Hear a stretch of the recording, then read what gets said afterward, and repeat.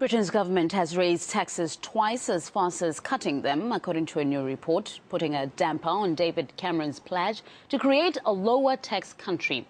Figures show almost 300 duty hikes from the ruling coalition, further complicating an already notorious system. RT's Polly Boyker picks up the story.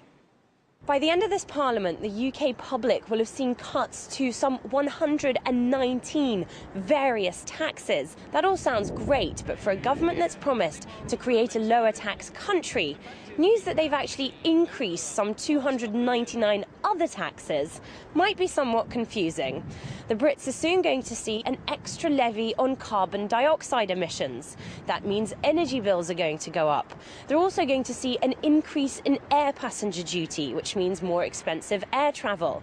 But then some of the recent changes to UK tax law are quite simply bizarre. HM Revenue and Customs recently increased VAT for hairdressers renting a chair in a salon.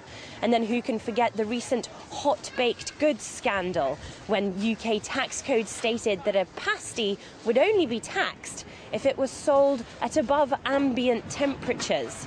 Critics say the system is simply too chaotic.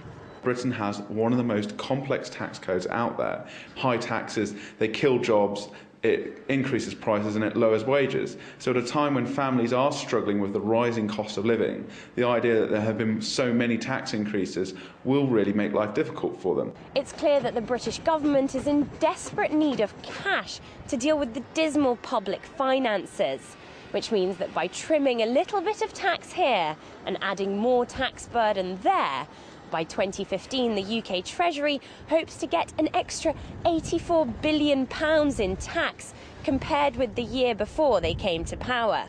But critics say that once again, it's the British public which ends up out of pocket. Polly Boyko, RT, London.